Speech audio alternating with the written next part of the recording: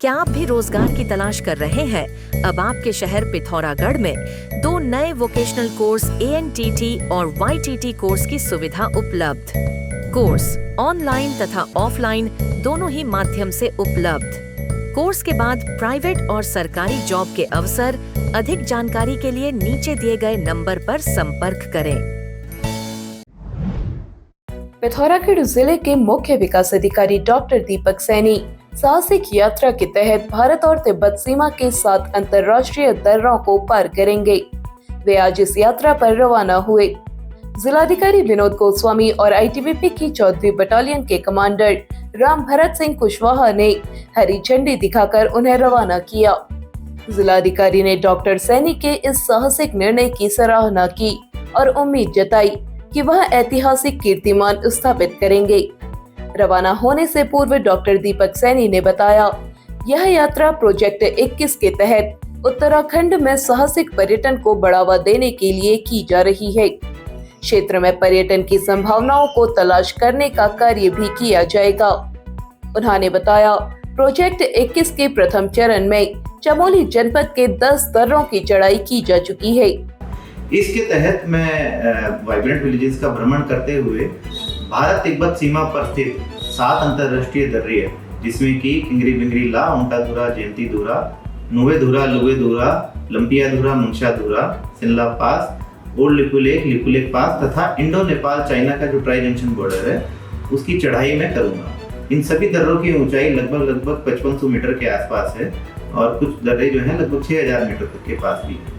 इससे पूर्व द्वितीय इस प्रोजेक्ट के जो प्रथम चरण था उसमें जनपद चमोली में भारत तिब्बत सीमा पर स्थित 11 अंतर्राष्ट्रीय दर्रों की चढ़ाई मैंने 2023 में की थी, जिसमें कि माणा पास, लापचा पास, नीति पास, झुंझुनला पास, मरीला पास, छलछल्ला पास, बलचाधुरा, गटमिलधुरा, कियोधुरा तथा किंगरी बिंगरी ला पास जो है सम्मिलित थे। तथा तृतीय चरण में उत्तरकाशी जनपद में स्थित 4 दर्रे जो भारत तिब्बत सीमा पर स्थित हैं, सांगचोकला, मुलिंगला, थाकला 1, 2 में इनकी चढ़ाई मेरे द्वारा की जाएगी। इस प्रोजेक्ट में ये प्रोजेक्ट पूर्ण होने के पश्चात ये अपने आप में एक कीर्तिमान होगा कि किसी एक व्यक्ति द्वारा ये समस्त 21 दर्रों की चढ़ाई की गई हो। ऐसा इतिहास में न केवल किसी सिविल व्यक्ति द्वारा किया गया, अपितु ITBP तथा आर्मी तथा अन्य पैरामिलिट्री फोर्सेस द्वारा भी ये समस्त दर्रों की चढ़ाई किसी एक व्यक्ति द्वारा नहीं की गई। इस प्रोजेक्ट के लिए पर्यटन विभाग जो है हमारा उत्तराखंड राज्य का, मैं उनका विशेष धन्यवाद ज्ञापित करता हूँ, पर्यटन सचिव महोदय का भी, जिन्होंने मुझे इस प्रोजेक्ट के लिए बहुत सपोर्ट किया है। इस यात्रा के पूर्ण होने पर एक व्यक्ति द्वारा 21 दर्रों की चढ़ाई का अनूठा कीर्तिमान बनेगा। उन्होंने इस यात्रा में सहयोग के लिए पर्यटन सचिव धीरज करबियाल, ग्रामीण विकास सचिव राधिका झा, आयुक्त कुमाऊं मंडल दीपक रावत, जिलाधिकारी विनोद गोस्वामी, भारतीय सेना के ब्रिगेडियर गौतम पठानिया और ITBP की 4वीं और 7वीं बटालियन का आभार जताया है। पिथौरागढ़ नगर के HOD क्षेत्र में NH पर बिछी पेयजल लाइन फिर क्षतिग्रस्त हो गई है।